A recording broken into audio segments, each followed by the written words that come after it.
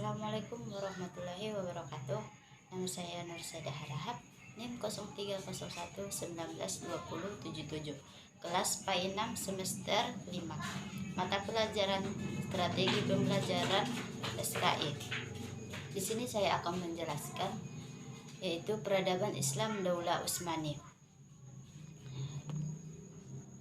Daulah Utsmani merupakan kerajaan Islam yang beribu kota di Istanbul, Turki, termasuk satu di antara tiga kerajaan besar di dunia pasca runtuhnya Daulah Abbasiyah di Baghdad. Dua di antaranya adalah Daulah Mughal dan Daulah Safawi. Turki Utsmani pernah berjaya menempatkan diri sebagai kerajaan adidaya karena bisa menaklukkan Bayezid pada tahun 1453 Masehi. Penguasa terhadap Bayezid berarti sangat penting dalam pengembangan wilayah Islam pada saat itu. Periode kekuasaan Daulah Utsmani berlangsung selama lebih kurang 6 abad lamanya. Kekuasaan Daulah Utsmani meliputi sebagai Eropa, Afrika, dan juga Asia. Bisa dikatakan Daulah Utsmani menguasai 3 benua. Daulah Utsmani mengalami masa kejayaan pada masa kekuasaan Sultan Sulaiman I, yaitu pada tahun 1520 sampai 1566 Masehi. Perang yang berlangsung antara Turki Utsmani dengan bangsa Eropa pada masa Sultan Sulaiman II telah melemahkan kerajaan. Gejolak internal yang terjadi dalam kerajaan menambah semakin memperlemah kekuasaan Daulah Utsmani, sehingga Daulah Utsmani berhasil dikalahkan oleh bangsa Eropa. Berakhirnya Daulah Utsmani ditandai dengan terbentuknya sebuah negara Republik Turki yang kemudian bergabung dengan Uni Eropa. Sejarah lahirnya Daulah Utsmani. Daulah Utsmani berasal dari salah satu suku di Turki Barat, yaitu suku Kai. Pada waktu Genghis Khan melakukan agresi di wilayah Turkistan yang didiami suku Kai, merasa terancam sebagai pemimpin suku Kai. Akhirnya Sulaiman Shah meminta perlindungan dari penguasa Transania bernama Jalaluddin Mugharbti bin Khawarizmi. Namun pada akhirnya Transania berhasil dikuasai oleh tentara Mogol. Sulaiman Shah memimpin anggotanya untuk pergi ke Kurdistan dan ke Azerbaijan. Namun dalam usahanya memasuki wilayah Syam terhalang oleh bentangan sungai yang luas. Pada saat menyeberangi sungai Euphrat, datang banjir hingga terbawa arus dan akhirnya meninggal dunia.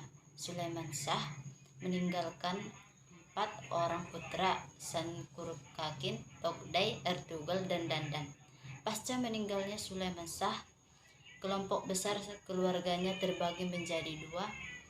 Satu kelompok menginginkan kembali ke daerah asal dan satu kelompok lainnya melanjutkan ekspedisi ke wilayah Asia Kecil bersama Ertugrul dan Dandan. Dalam perjalanan Ertugrul, putra ketiga dari Sulaiman Shah, diangkat sebagai pemimpin baru hingga akhirnya mereka menetap di Anatolia ketika terjadi pertempuran antara pasukan Sultan Alauddin I dari Bani Saljuk Rum dengan Kekaisaran Bayezid. Maka Ertugrul dan para pengikutnya membantu pasukan Alauddin I hingga mencapai kenangan atas bantuannya. Ini Alauddin I sangat berterima kasih dan memberi hadiah pada Ertugrul dan kelompoknya berupa daerah di pegunungan Armenia dan lembah segutan di sepanjang sungai Sakarya. Ertugrul dan pasukannya mendapat tugas dari Alauddin I untuk melakukan dan menguasai daerah pesisiran Laut Hitam ke Brusam hingga Eksir. Oleh Alauddin I, pasukan Ertugrul diberi gelar Muqaddam Sultan, tentara pelopor Sultan. Sedangkan Ertugrul sendiri menyematkan gelar untuk dirinya Sultan Oki atau Kening Sultan. Pada tahun 1288 Masehi, Ertugrul meninggal dunia. Oleh Alauddin I diangkatkan putranya yang bernama Utsman sebagai penggantinya. Karena kesetiaannya, Alauddin I memberinya gelar Bey pada Utsman dan diberikan daerah yang lebih luas serta dapat memakai mata uang sendiri. Bahkan namanya juga disebut dalam setiap khutbah Jumat.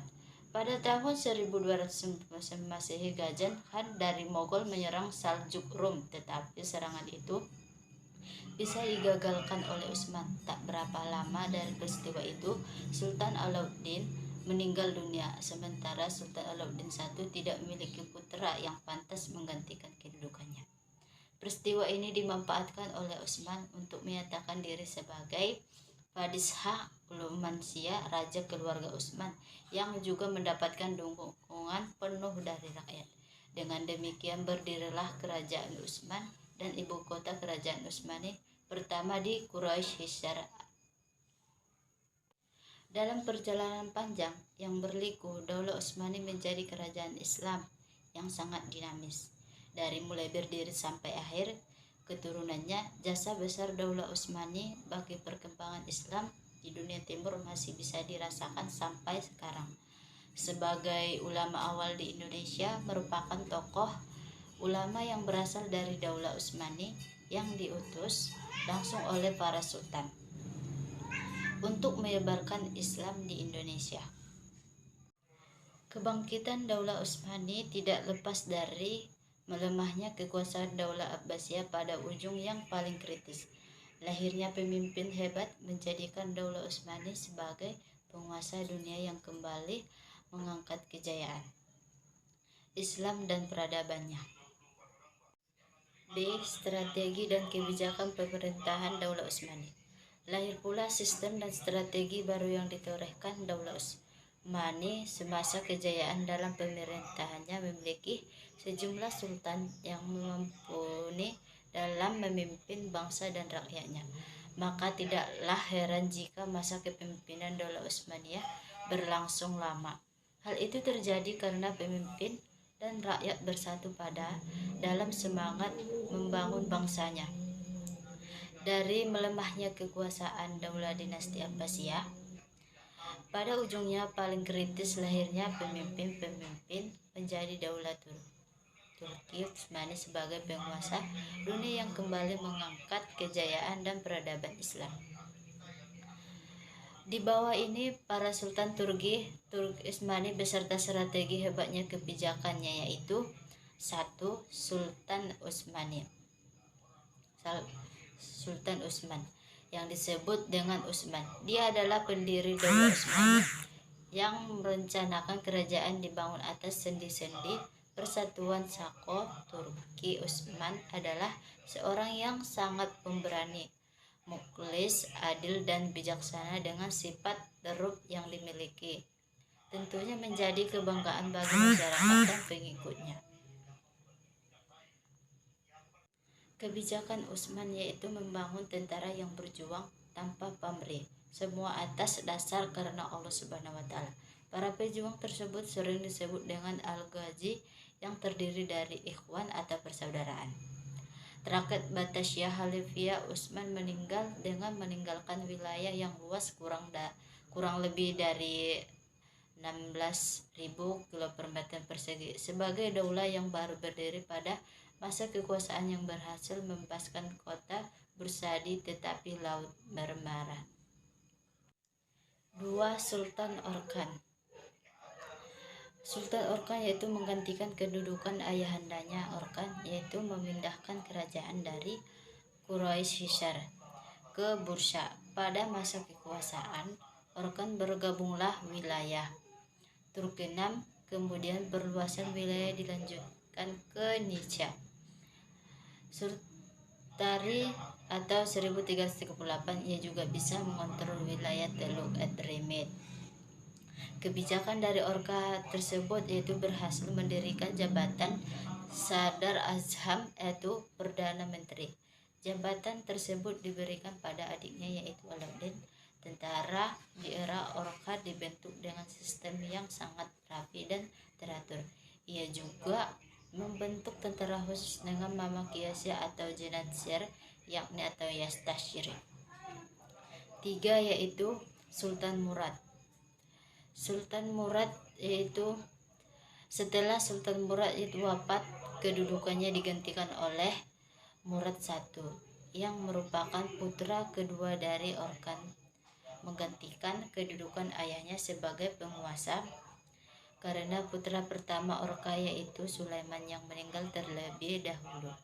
Sultan Murad I adalah sosok yang sangat pemberani, gemar berjihad, dermawan, dan tekun menjalankan agama. Dia mencintai peraturan dan selalu memegang teguh peraturan itu, berbuat adil kepada rakyat dan ia tentaranya.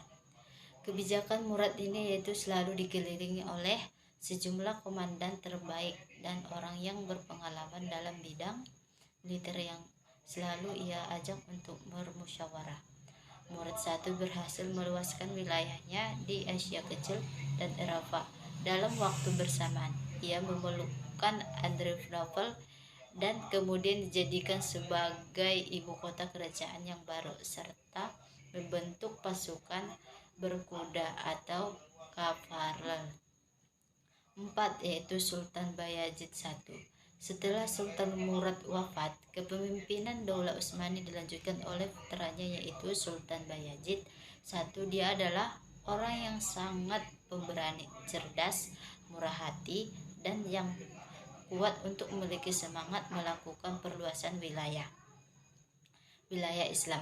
Oleh karena itu, dia sangat memperhatikan masalah-masalah kemiliteran atau mengarahkan perluasan wilayah ke negara-negara Kristen atau Anatolia. Kebijakan hanya dalam jangka waktu setahun. Negeri-negeri itu berada dalam kekuasaan Daulah Utsmaniyah. Bayazid bergerak begitu cepat di antara dua Balkan dan Anatolia. Oleh karena itu, dia bergelar Pardrum atau kilat. Bayazid sangat besar pengaruhnya sehingga mencemaskan Faush. Ada beberapa faktor yang menyebabkan perselisihan antara Timur Leng dan Bayazid, antara lain yaitu sebagai berikut. Yang pertama, yaitu para pemimpin di wilayah Irak atau Baghdad yang wilayahnya ditaklukkan oleh Timur Leng banyak yang meminta perlindungan kepada Bayazid. Yang kedua, yaitu kerajaan-kerajaan Kristen memprovokasikan Timur Leng untuk menyerang dan mengalahkan Bayazid. Yang ketiga, yaitu adanya kesalahpahaman di antara kedua belah pihak sehingga saling menghina dengan saling membakar surat. Yang keempat, di antara keduanya itu sama-sama saling berusaha untuk meluaskan wilayah kekuasaannya. Kekalahan dan Timur Leng meninggalkan luka yang mendalam. Namun itu menjadi hikmah agar penerusnya melakukan introspeksi diri sehingga buahnya dapat dipetik di kemudian hari saat penaklukan kota Konstantinopel. C. Kemajuan peradaban Islam masa Daulah Utsmani. Kebangkitan Daulah Utsmani diproses oleh Muhammad I, yaitu kemenangan Timur Leng atas Daulah Utsmani, meninggalnya luka yang sangat mendalam, ditambah perselisihan antara saudara di dalam keluarga Utsmani. Berkat kecerdikan yang dikaruniakan oleh Allah SWT keadanya, Muhammad I berhasil meredam perselisihan putra-putra Bayazid. Bisa dikatakan bahwa Muhammad I adalah pendiri Daulah Utsmani periode kedua setelah membawa bangsanya berjuang kembali meraih kejayaannya. Dengan tekad yang kuat, Muhammad I mempersatukan seluruh keluarga dan saudara-saudaranya. Akhirnya Daulah Utsmani bangkit dan berjaya, melampaui kejayaan yang diperoleh pendiri Daulah Utsmani pada masa sebelumnya. Daulah Utsmani ini sebagai daulah Islamiyah diakui kembali sebagai penguasa dunia dengan kemajuan peradaban dan ilmu pengetahuan.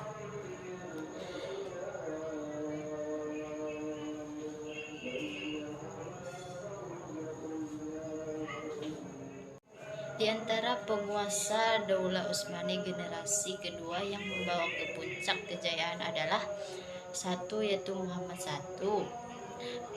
Muhammad I adalah putra bungsu dari Bayazid. Setelah berkuasa menggantikan ayahnya, ia mulai menyusun kekuatan kembali dan memulihkan keadaan Turki Utsmani dari upaya memecah belah yang dilakukan oleh Timur Leng.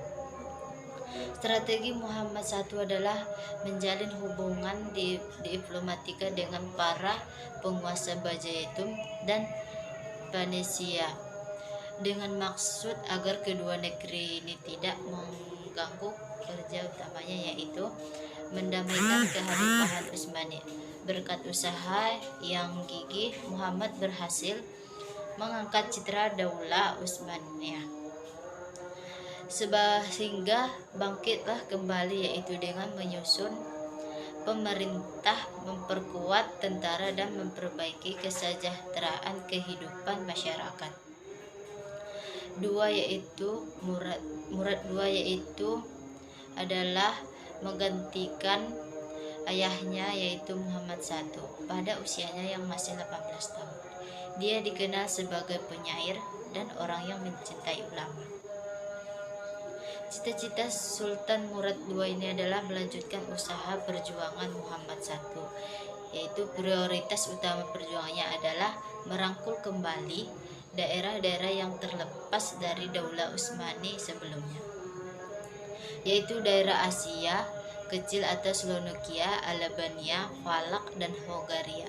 Sultan Murad II itu membuat istana penguasa bernuansa akademis. Hal tersebut dilakukan agar kegiatan keilmuan tetap berkembang pada zamannya.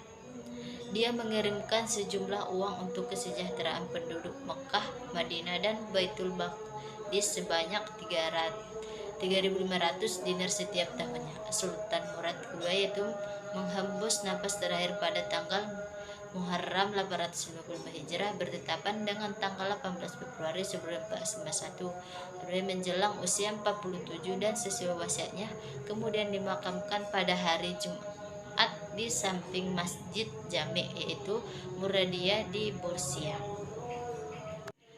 3 yaitu Muhammad Al-Fatih. Al-Fatih adalah gelar kebanggaan beliau karena berhasil menaklukkan Konstantinopel.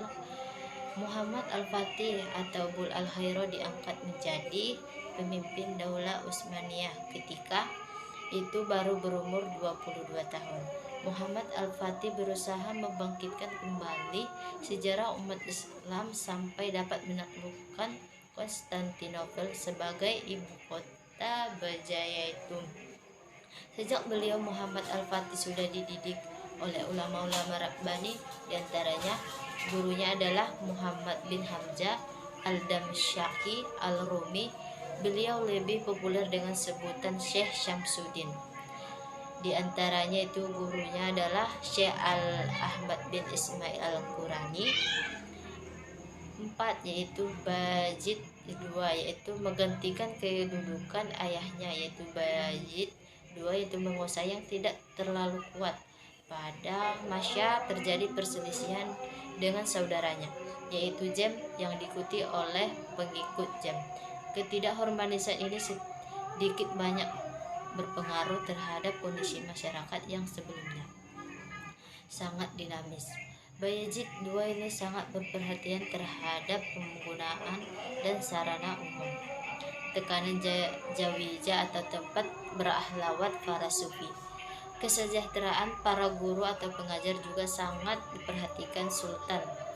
Dikenal sebagai seorang pemimpin yang mencintai penduduk dua kota, yaitu suci Makkah dan Madinah.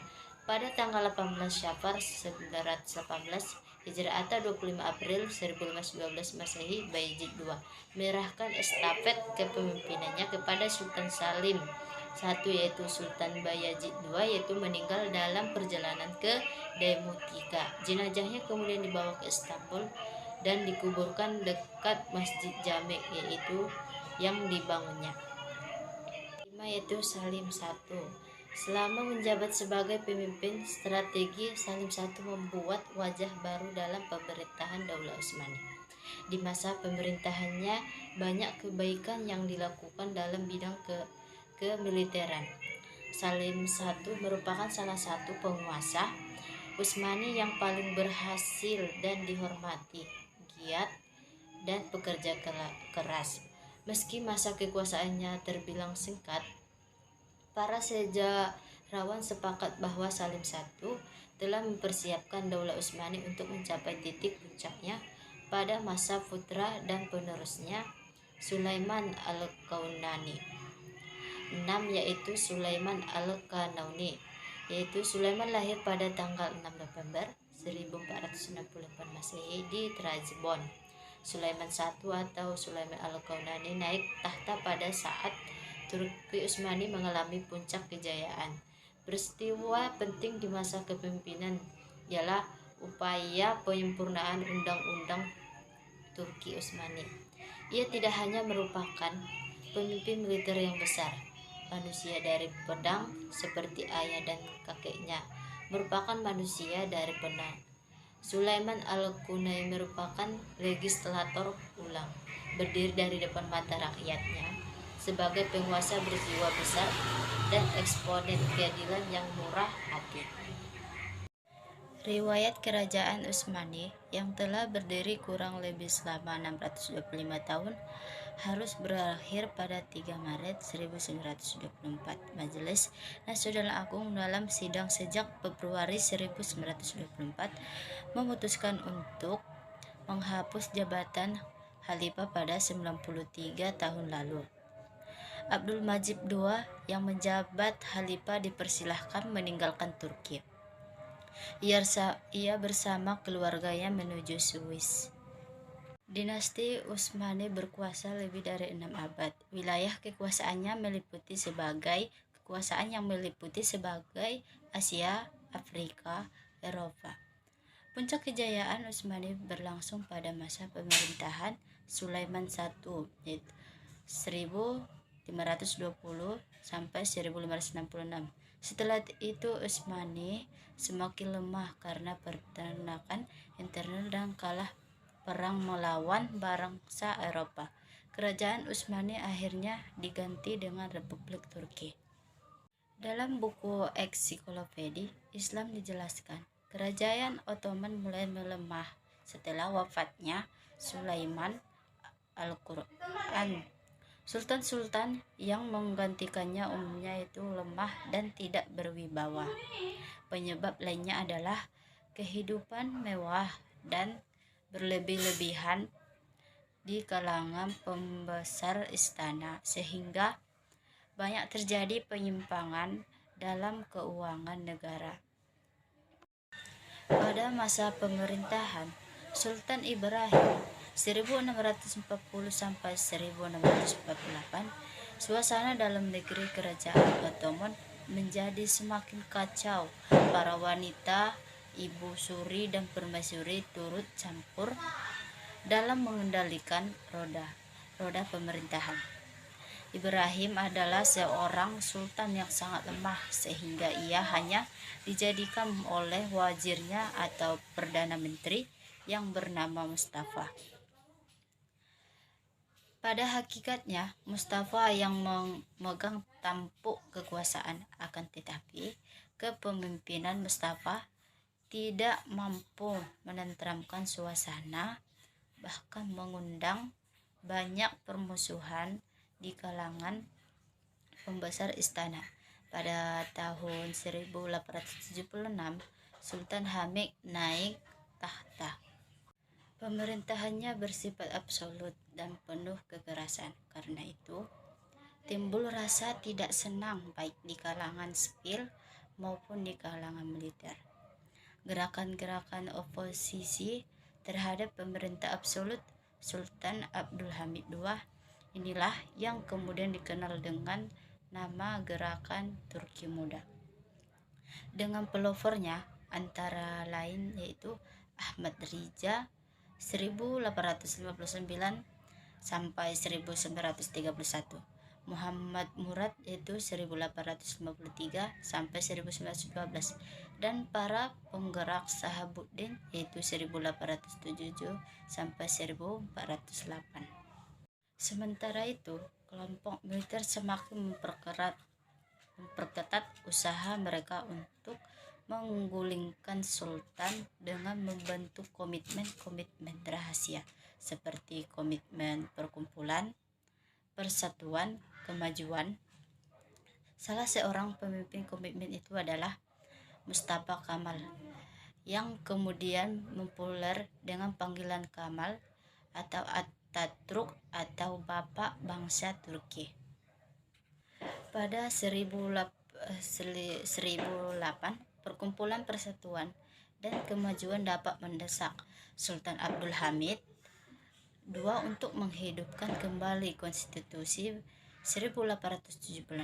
Akibat desakan itu, pemilihan umum diadakan dan terbentuklah perlembahan baru yang diketahui oleh Ahmad Rida. Dari Perkumpulan Persatuan dan Kemajuan, di dalam perlembahan baru itu, Turki mudah juga turut memegang kekuasaan. Kejatuhan Turki Utsmani merupakan proses sejarah panjang dan tidak terjadi secara tiba-tiba.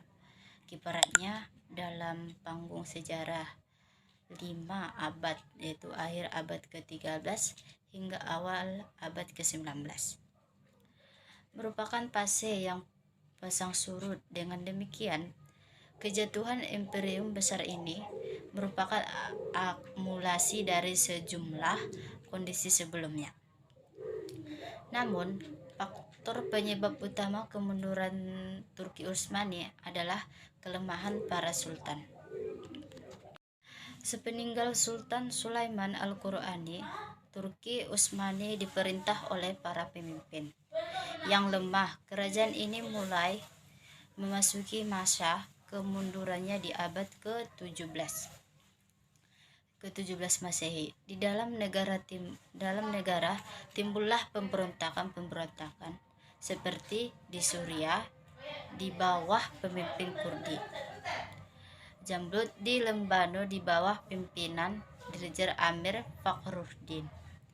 Dengan negara-negara tetangga terjadilah peperangan seperti Venetia pada tahun 1645 dan sampai 1664 Masehi dengan yaitu Abbas dan Persia. Janishari, nama yang diberikan kepada tentara Utsmani.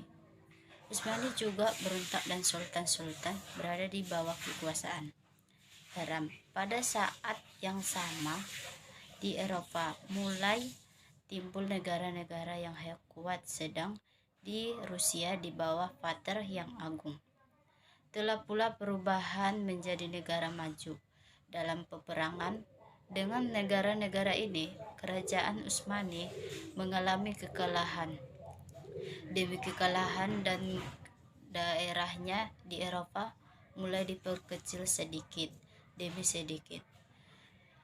Tanggal 29 hingga paruh pertama abad ke-19 Masehi, tidak ada tanda-tanda membaik. Satu persatu negara-negara di Eropa yang pernah dikuasai Turki Utsmani kemudian memerdekakan diri.